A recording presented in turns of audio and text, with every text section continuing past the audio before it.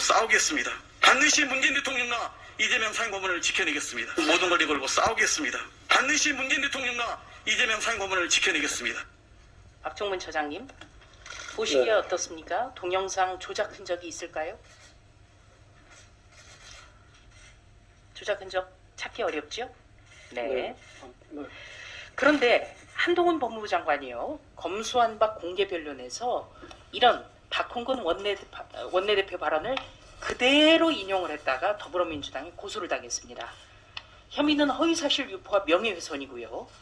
토시 하나 틀리지 않고 인용했을 뿐인데 더불어민주당은 한동훈 법무부 장관의 발언이 허위사실을 유포한 것이고 악의적이고 경솔하며 박홍근 원내대표의 명예를 실추시켰다, 이렇게 고소를 했습니다. 어떻게 보세요? 제가 구체적인 고발 내용, 그다음에 객관적 사실관계를 모르는 상태에서 적절히 말씀드리긴 그렇고, 어찌됐든 간에 수학에는 고발을 하셨던 내용에 대해서는 해당 수사기관에서 조사를 해야 되지 않을까 생각을 합니다. 네, 법정 변론을 두고 고소 고발하는 사례 본 적 없으시죠? 아무튼 없으시죠? 제 기억에는 그렇지 않은 네. 것 같습니다. 더불어민주당의 방식이라면 고소 고발 내용이 다시 법의 심판대에 오르는 황당한 일이 벌어집니다. 양양자 의원의 경우에는요, 이미 지난 4월에 검수완박법 처리 안 하면 문재인 청와대 사람 20명 감옥 간다는 말을 들었다, 이렇게까지 이야기를 했습니다. 법정 변론은 대표적인 업무 행위죠. 네, 그렇습니다. 네, 형법 20조의 정당 방위에 해당하는 것이죠. 제가 여기서 단정적으로 말씀드리기는 조금 검토를 해봐야 될 것 같습니다. 네, 2021년 1월에 마지막으로 열린 더불어민주당 검찰개혁 특위 기사를 좀 보고 계신데요. 당시 검수완박을 추진하던 특위에서조차도 반대 기류가 강했다, 이렇게 지금 보도가 됐어요. 그리고 2021년 3월에는 박범계 전 장관이 국민 공감을 얻는 것이 중요하다면서 검사들 큰 걱정 안 해도 된다, 이렇게까지 얘기를 했거든요. 그런데 윤석열 대통령 당선 직후에 박홍근 원내대표와 돌연 문재인 대통령과 이재명 상임고문을 검찰에게서 지켜내겠다, 이렇게 나선 거예요. 그리고 박홍근 원내대표의 이 발언 2주 뒤에 실제로 검수완박 법안이 더불어민주당의 당론으로 채택돼서 밀어붙여졌습니다. 처장님, 박홍근 원내대표가 스스로 말했듯이 검수완박법, 문재인 대통령과 이재명 대표 수사를 막으려는 목적, 이거 봐야 되는 거 아니겠습니까?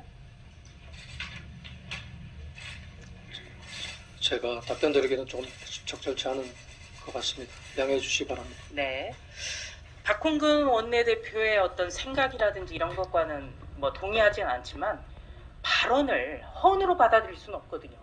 그러니까 원내대표의 발언을 신중하게 본다면 이거는 검수완박법이라는 거는 이재명, 문재인 두 분을 지켜내기 위한 그런 법안이다, 이렇게 생각할 수밖에 없죠. 자, 다음에 이재명 대표 PPT 준비됐습니까? 네. 자, 이재명 대표는 이렇게 얘기를 했어요. 민영배 의원의 탈당을 더불어민주당 당이 요청했다, 이렇게 얘기를 했습니다.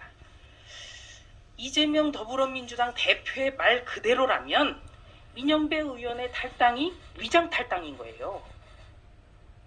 더불어민주당의 대표인데 대통령 후보까지 내놨는데 이분의 말을 믿어야 되는데 이 말을 믿지 않아야 위장 탈당이 아니라는 주장이 성립이 가능하거든요. 참 이상한 일들이 참 많습니다. 처장님, 민법상의 통정 허위 표시, 이른바 짬짬이 행위는 무효가 되는 거죠? 민법에는 그렇습니다. 네, 민법상 통정 허위 표시, 이 짬짬이 행위, 그러니까 짜고 치는 것, 이거는 허위라는 겁니다. 안건조정위원회는 원내 일당과 그 외 의원이 3대3 동수를 이뤄야 되거든요. 그리고 최장 90일간 쟁점 법안을 논의한 뒤에 위원 4명이 찬성하면 의결이 됩니다.